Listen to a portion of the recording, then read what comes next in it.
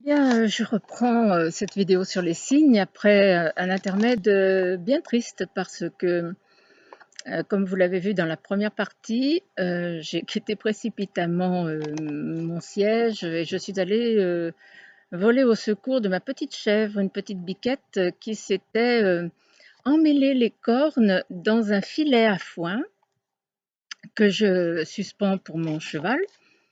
Et la petite chèvre avait voulu, attraper du foin dans ce filet. Elle s'est entortillé les cornes dans le filet et plus elle tirait, plus elle s'entortillait, plus elle était, prisonnière. Elle avait le filet qui passait à travers, la bouche. Les cornes étaient totalement tortillées, elle était presque pendue, elle hurlait.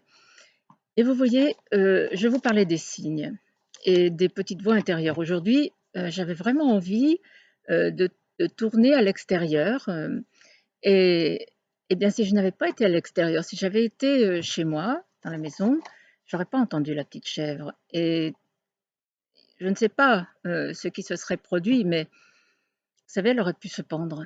Donc parfois, on ne comprend qu'après coup pourquoi on a eu envie, une envie très forte, de faire les choses. Donc ça m'a un petit peu, bouleversée.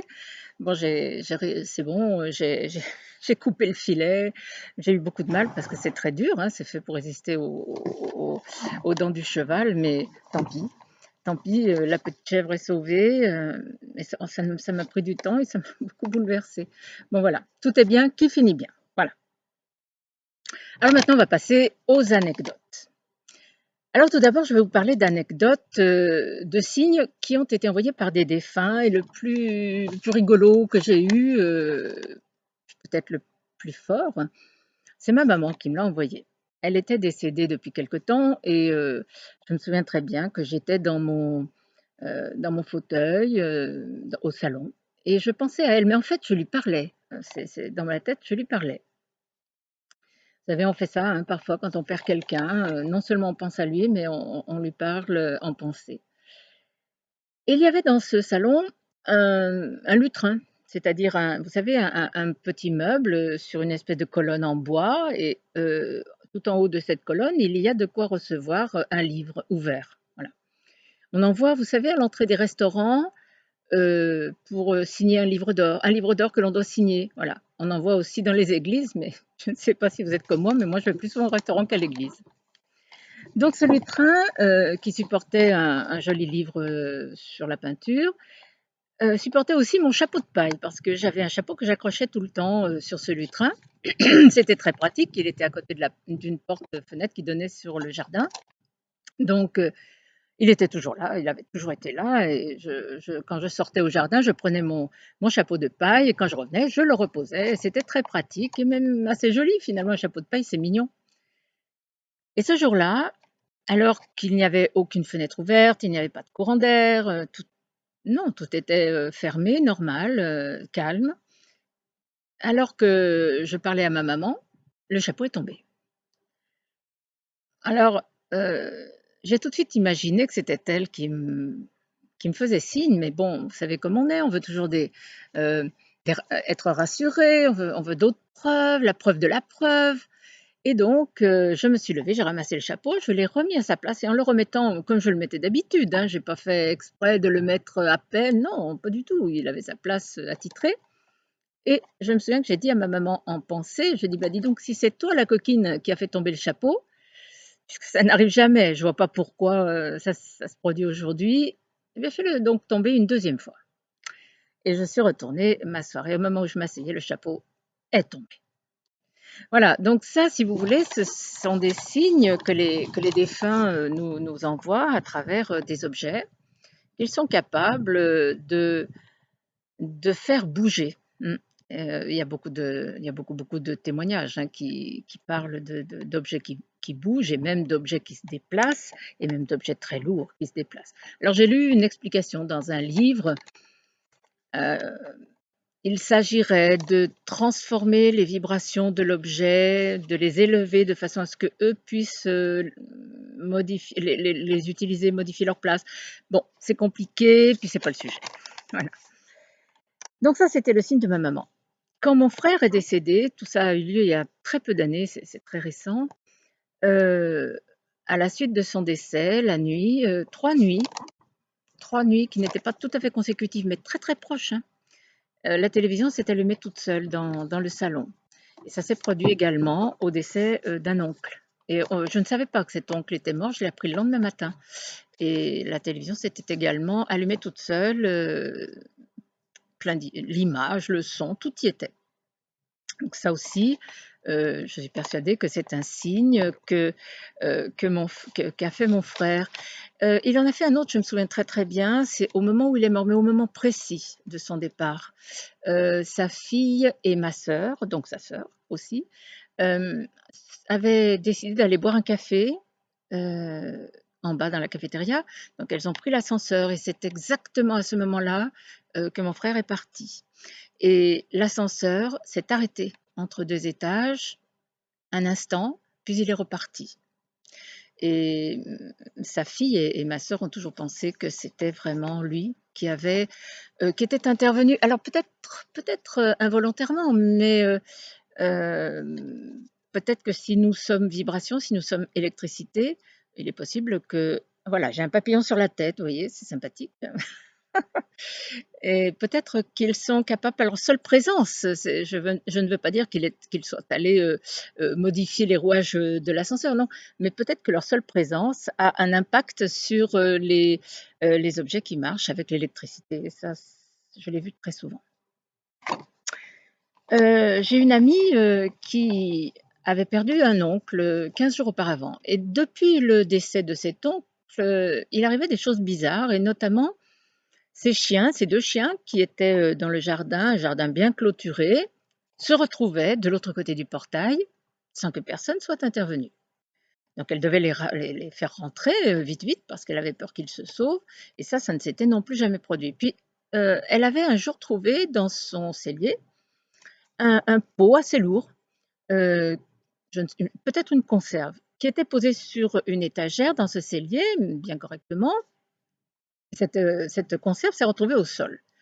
Donc, mon amie a ramassé la conserve, elle l'a remise sur, une étagère, bien au fond de l'étagère, de façon à ce que cela ne se reproduise pas. Le lendemain, quand elle y est retournée, la conserve était de nouveau au sol. Et lorsqu'elle m'a raconté ça, donc à peu près 15 jours après, le décès de son oncle, une idée m'est venue. Je lui ai demandé: «Mais est-ce que ce monsieur était farceur dans sa vie?» «Oh», elle m'a dit: «Il n'arrêtait pas. Il faisait des farces, constamment. C'était, un rigolo», voilà. Et vraiment, je crois qu'à travers, ces taquineries qu'il lui a faites, eh bien, il lui faisait signe, qu'il était toujours, vivant, toujours drôle, toujours, aimant taquiner les gens. Ça, c'était, également un signe amusant, de ce défunt. Et alors, j'avais également une amie, heu, qui était très fusionnelle avec son mari, mais vraiment un couple, ils avaient à peu près 70 ans, ils étaient fusionnels depuis le début, mais un couple rare, c'était Roméo et Juliette. Eh bien, le monsieur est parti d'une maladie, heu et donc sa femme est restée, éplorée, vraiment perdue, extraordinairement douloureuse. Elle avait vraiment tout perdu en perdant ce mari, si aimant. Et elle m'a raconté, mais elle a mis beaucoup de temps parce qu'elle pensait qu'elle était folle. Et elle m'a raconté que le soir, alors qu'elle pleurait dans son lit, elle sentait des bras qui la prenaient et qui la berçaient. Et cela s'est produit, non pas quelques fois, mais pendant très longtemps, le soir, pendant à peu près, je crois 1 an et demi, à peu près. Puis les signes, elle a eu d'autres signes, mais ils se sont estompés petit à petit. Voilà. Il n'y a pas que les défunts humains qui nous font des signes. Et j'en veux pour preuve l'histoire d'une petite fille qui avait un chien, un très gros chien. C'était peut-être un bouvier bernois ou non, un berger australien, peut-être, je ne sais plus exactement, mon gros chien, qui accompagnait toujours le quad de sa maîtresse quand elle se rendait dans les prés des chevaux qu'elle gardait en pension. Avec son quad, elle emportait du foin, elle emportait de l'eau, et le chien caracolait autour, il adorait ça évidemment, il était heureux comme tout. Et ce chien est décédé, malencontreusement, un accident terrible. Sa maîtresse ne l'a pas vu. Elle vidait sa voiture et puis elle n'a pas du tout vu que le chien c'était une énorme voiture qu'elle avait, un 4x4. Elle n'a pas vu que le chien s'était faufilé entre les sièges et il faisait très chaud, il est mort de chaleur. Bref. Eh bien, quand les jours suivants, la petite fille a pris elle aussi le quad, parce qu'elle savait s'en servir, elle avait 10-12 ans, elle a vu le chien courant devant le quad, comme il le faisait à l'habitude. Et elle m'a raconté ça, mais vous savez, quand les gens vivent des choses aussi extraordinaires, ils sont un peu réticents à le raconter. Donc, elle me l'a raconté une fois, mais elle n'a jamais voulu me le raconter une deuxième fois, que je l'enregistre, par exemple. C'était une chose qui la gênait beaucoup parce que c'était tellement peu explicable dans sa petite tête d'enfant que qu'elle avait peut-être peur d'avoir rêvé ou d'être folle, mais en tout cas, la première fois où elle me l'a raconté, elle avait réellement vu ce petit chien, ce gros chien, pardon, courant devant le quad. Et puis, j'avais un voisin aussi qui avait un chien lui aussi, et ce chien, avait l'habitude quand son maître, qui était un peu âgé aussi, faisait la sieste, il avait l'habitude de venir, se coucher sur les jambes de son maître. Et je me souviens que, après le décès de ce chien, son maître m'a raconté qu'un jour, il, s'était étendu pour faire la sieste et vous savez, il était dans ce moment dont on a déjà parlé dans une vidéo précédente, ce moment de conscience modifiée, où nous ne sommes plus encore éveillés, mais nous ne sommes pas encore endormis. Donc, on est apte à sentir des choses que l'on ne sent pas, que l'on ne perçoit pas quand on est dans une conscience normale. Et il a senti très nettement euh, que son chien venait se coucher sur ses jambes. Et quand il m'a raconté ça, il m'a dit, mais excusez-moi, mais je répète, il m'a dit, qu'est-ce que je suis con. J'étais tellement content, j'ai bougé et tout a disparu. Pardon. Donc vous voyez que les animaux, tout comme les humains, sont capables de nous faire part de leur présence. Et justement, justement, je ne sais pas si vous avez entendu parler des orbes. Euh, L'orbe, c'est un, un signe, comment dirais-je, une lumière, un signe lumineux, un rond, un disque lumineux qui se trouve sur une photographie et qui ne correspond à rien de tangible présent lorsqu'on a pris la photo. Et je vais vous raconter justement deux signes au cours desquels c'est par un orbe que s'est manifesté un humain et un petit chien. Une amie avait perdu son fils à peu près à l'âge de 20 ans et un jour, elle a pris une photo de toute la famille.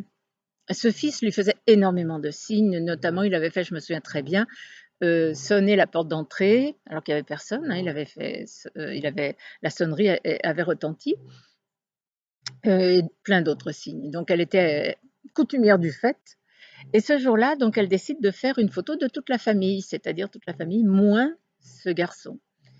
Et au moment où elle a pris la photo, vraiment au moment précis, elle a vu une, une boule lumineuse, voilà, une boule lumineuse qui a sauté exactement devant le groupe familial et qui s'est resté, et qui s'est posé là. Et sur la photographie, effectivement, il y a une boule lumineuse au pied des personnes qui sont de la famille qui sont photographiées.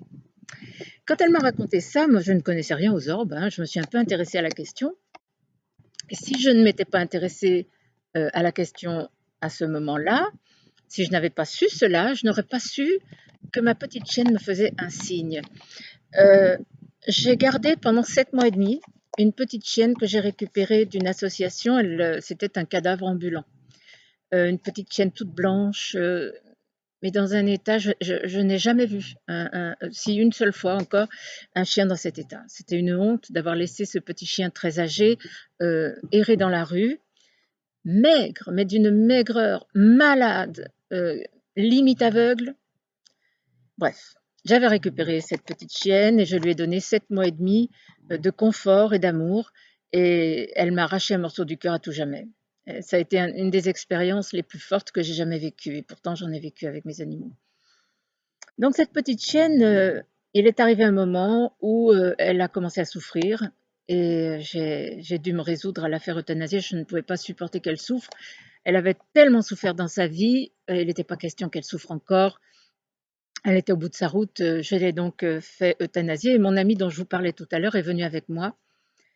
Évidemment, nous sommes sortis du cabinet vétérinaire en pleurant et elle m'a dit, écoute, nous allons aller, on passait devant Emmaüs, elle sait que j'aime beaucoup chiner, donc on est allé chez Emmaüs et je lui ai montré tout en pleurant, je lui ai montré une desserte, une vieille desserte très ancienne en bois et je lui ai dit, tu vois, ça fait plusieurs semaines que je la vois, je la trouve très jolie. Et elle me dit, bah, écoute, achète-la, ça valait 50 euros, oui. Et elle me dit: «Achète-la et ce sera un souvenir de dentelle» et j'ai trouvé l'idée jolie et je pleurais tellement que le compagnon d'Emmaüs m'a fait un prix en plus, voilà et je me suis retrouvée avec la desserte que j'appelle toujours la desserte de dentelle parce que j'avais nommé cette petite chienne Dentelle, étant donné qu'elle était blanche, très fine et fragile.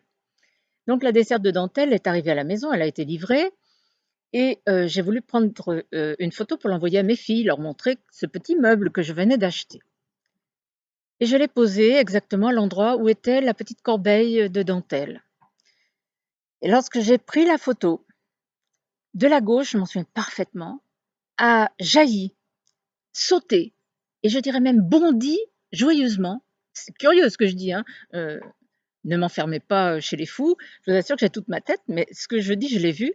Cette boule lumineuse a bondi et est venue très gaie, toute gaie, se poser sur l'espèce d'étagère inférieure, tout en bas de la desserte, à l'endroit exact où était la petite corbeille auparavant de dentelle.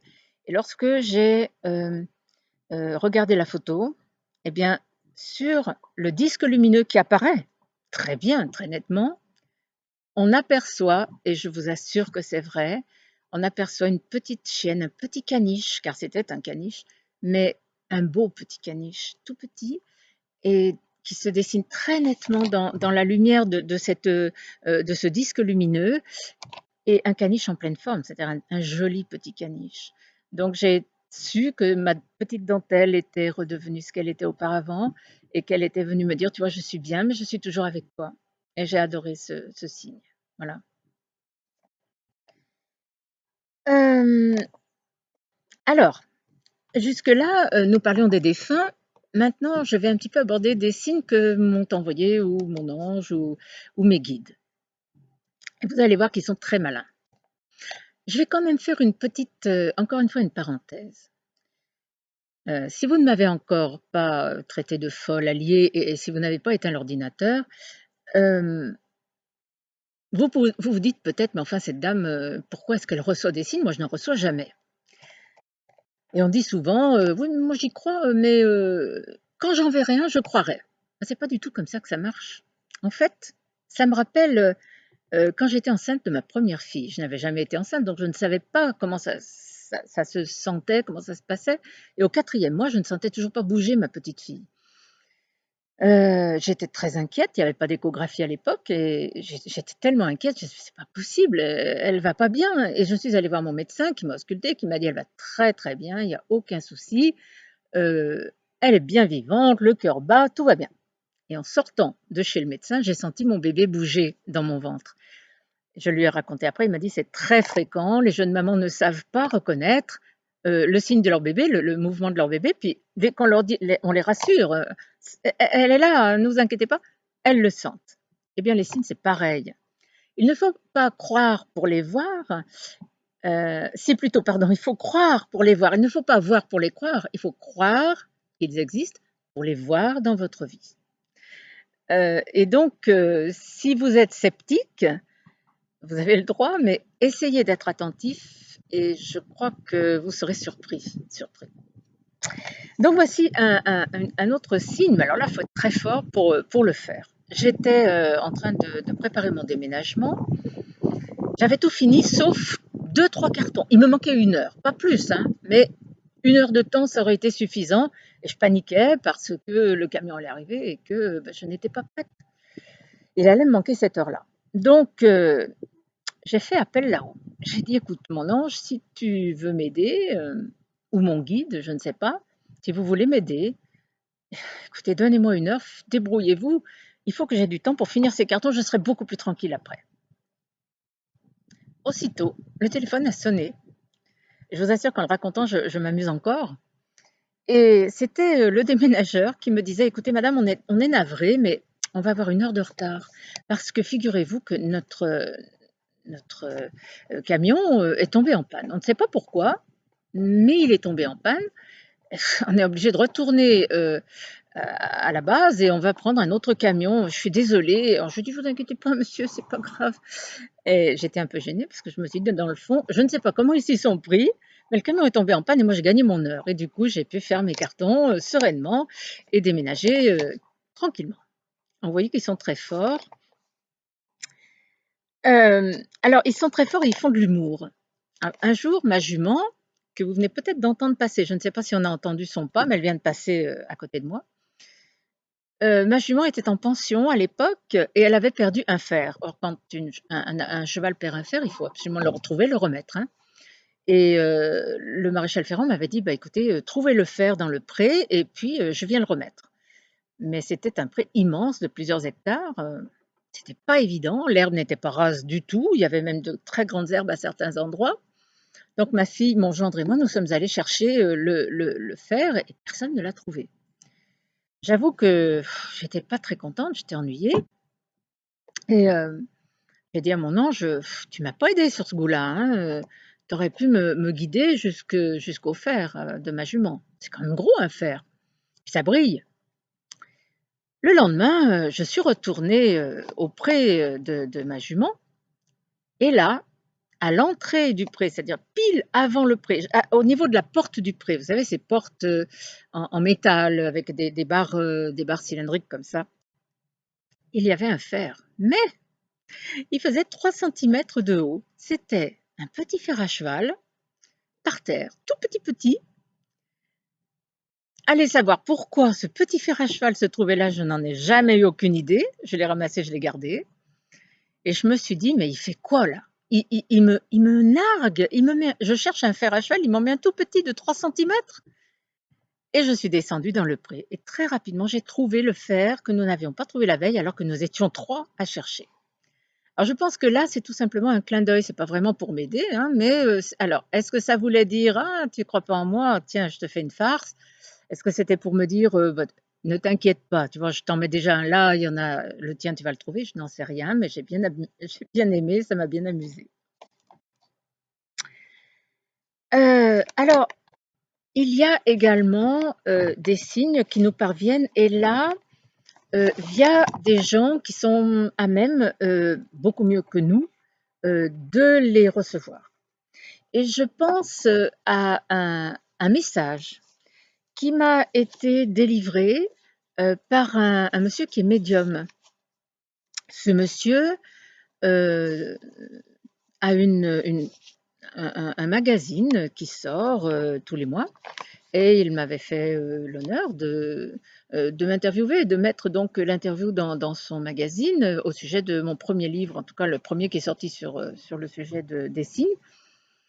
Et lorsqu'il, préparait, son le magazine qui allait sortir le mois suivant et qu'il travaillait précisément sur l'interview, il a reçu un message pour moi et ce message venait à point pour me rassurer parce que j'étais en train d'écrire un 2e livre, dont je vous parlerai un jour et le message disait, heu car j'étais très inquiète, hein, et même parfois découragée, je ne savais pas si j'allais dans le bon sens, en écrivant ce livre et le message disait que ce que je faisais était réellement, exactement ce qu'ils attendaient de moi. C'était le travail que je devais faire, que, c'était exactement ça et que je n'avais pas à me poser de questions, mais juste à continuer. J'avais choisi la bonne route.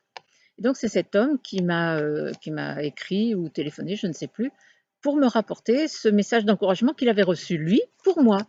Donc il y a des gens qui se font, des facteurs en quelque sorte, les facteurs du ciel si vous voulez, on pourrait dire les choses, comme ça. Heu, une autre fois, il y en a j'ai des petites fiches parce que j'ai noté quelques signes qui me reviennent, comme ça. À présent, je ne les note plus parce que ça fait tellement longtemps que j'en reçois et puis il y en a tellement que je ne les note plus du tout. Mais ceux-là, je les avais écrits. Je me souviens qu'une fois, je corrigeais justement ce deuxième livre dont je viens de vous parler, toujours inquiète évidemment, et j'avais mis de la musique sur mon ordinateur. C'est rarissime. J'écoute de façon très rare de la musique. Je sais que c'est bizarre, la plupart des gens adorent la musique. Ce n'est pas que je ne l'aime pas, mais elle m'empêche de penser. Et j'en écoute pas souvent. Et généralement, quand mon ordinateur est allumé, le son est coupé. Et là, il y avait une musique, je crois que c'était une chorale, je ne sais plus. Et sur cette musique, j'ai entendu une voix de femme qui disait exactement Félicie, et je n'ai pas entendu la fin du mot, qui ressemblait à félicitations. Et c'était une voix féminine. Alors j'ai appelé cette amie qui avait perdu son fils, dont je vous ai parlé, qui avait des orbes sur ses photos, et je lui ai expliqué. Et elle m'a dit, écoute, il y a auprès de moi une femme âgée, elle m'a donné son âge, elle m'a dit, elle est décédée depuis 8 ans, et elle me dit, elle est auprès de moi, j'ai l'impression que c'est cette personne-là qui a parlé. Et j'avais beau chercher, je ne voyais pas. Vraiment, impossible de trouver qui pouvait être cette dame âgée, morte depuis 8 ans et qui avait pu parler au travers d'une musique sur un ordinateur et pour me féliciter sans doute de mon travail alors que je me posais des questions. Et dans la nuit, j'ai rêvé à ma marraine. Et ma marraine était décédée 8 ans auparavant. Elle avait l'âge au moment de son décès que m'avait donné mon ami. Et j'ai compris, en fait, je me suis dit, mais pourquoi n'avais-je pas pensé plus tôt à ma marraine? Elle avait effectivement, elle avait c'était exactement tout ce qu'on me décrivait. Et c'était donc elle qui m'avait envoyé un message d'encouragement que je n'avais saisi qu'aux 3/4, disons. Et pour me rassurer, encore une fois, je suis toujours très inquiète, j'ai toujours peur de ce que je fais. Et donc, j'avais eu besoin là d'une amie médium pour m'aider à retrouver qui avait envoyé ce message. Voilà. Qu'est-ce que je voulais vous dire? Ah, la télévision, c'est vraiment, en tout cas en ce qui me concerne, le médium, pour le coup, le plus utilisé par, les entités pour, me contacter et pour nous contacter. Je me souviens très bien qu'un jour, j'ai fait, une espèce j'ai étouffé après avoir mangé un plat préparé.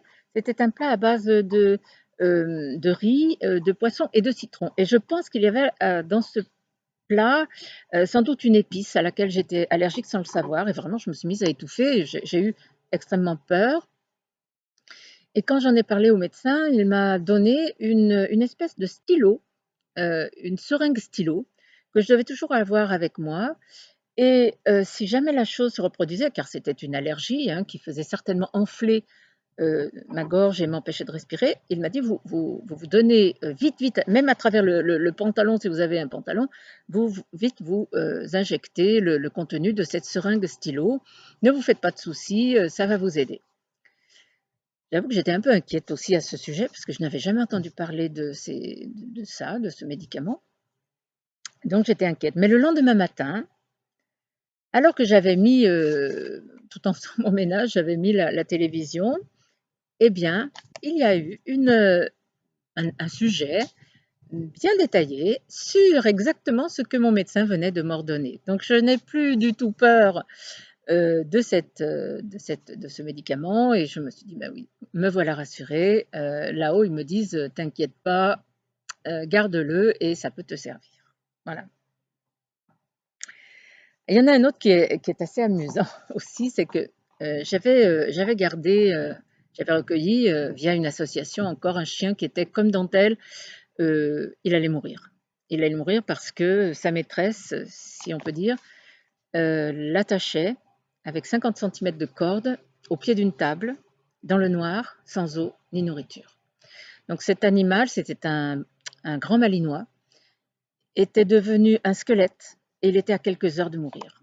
Et heureusement, la présidente d'une association aidée des gendarmes est allée, a eu vent de cette histoire et est allée, sauver ce chien et je l'ai récupéré et il était plein d'escarres, il était en sang parce qu'il se frottait, sur le carrelage et qu'il ne pouvait pas bouger. C'était un drame atroce et ce chien, en 2 mois et demi, est devenu un superbe malinois, mais vraiment un animal magnifique, merveilleux, que je n'ai pas pu garder parce que j'avais un mâle qui était un peu dominant et ça se passait très mal entre eux. Bon. Nous lui avons trouvé une famille suisse, et quand j'ai rencontré cette famille suisse pour lui remettre le chien, eh bien, il m'avait apporté une bouteille euh, d'absinthe. D'abord, j'en avais jamais vu.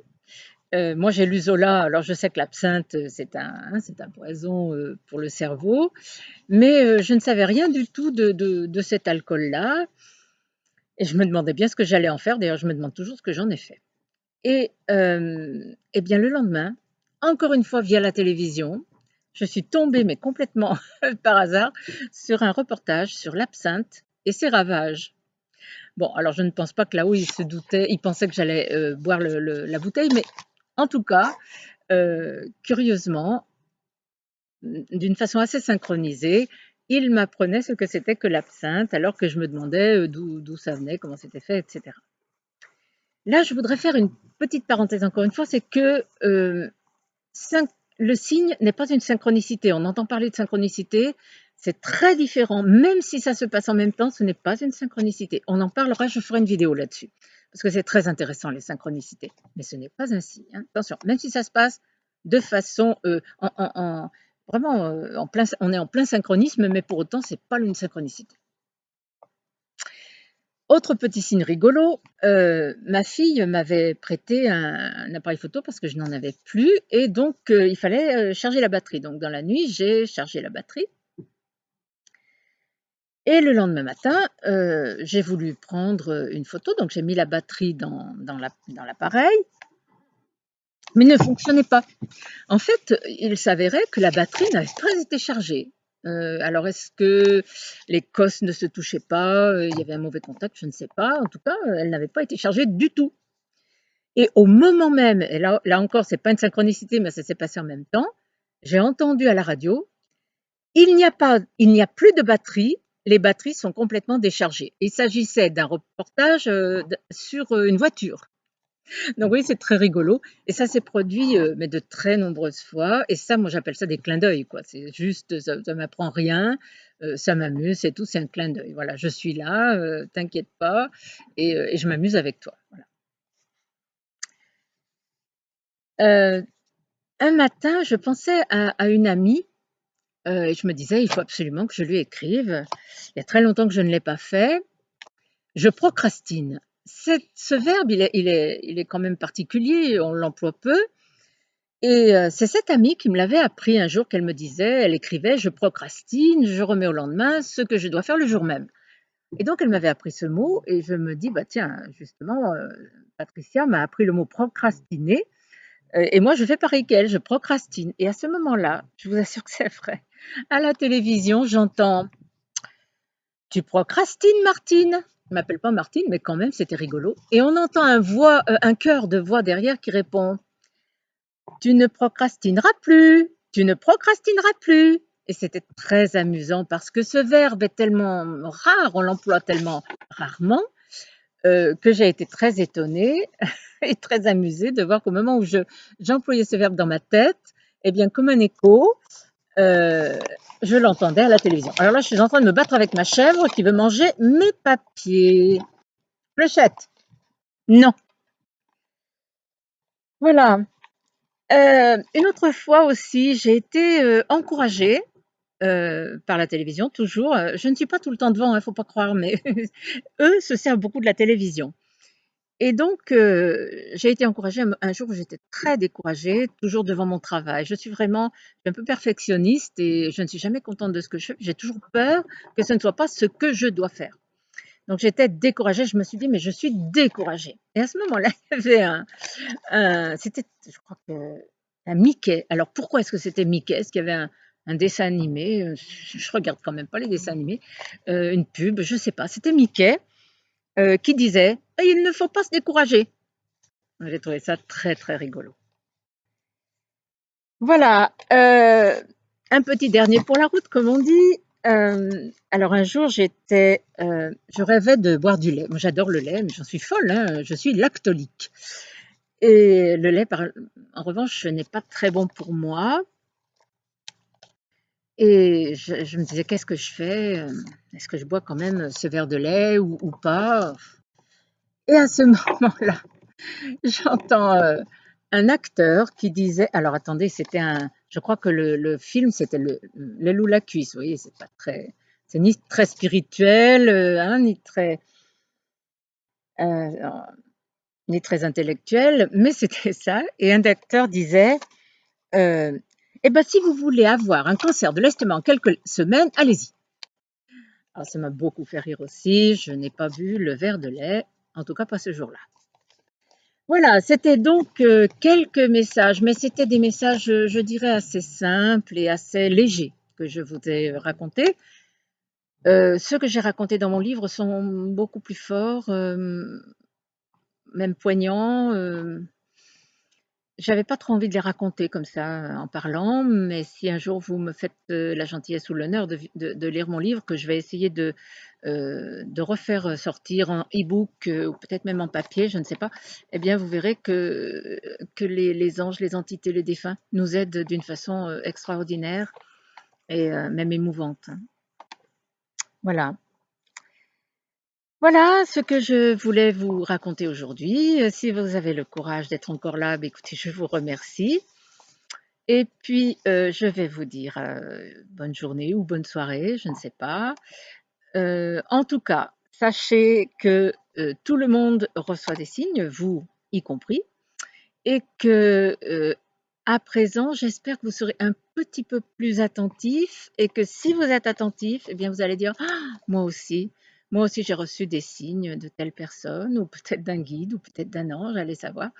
Et j'espère vraiment pour vous, que votre chemin sera parsemé de signes dorénavant. Voilà, je vous dis à bientôt et je vous remercie.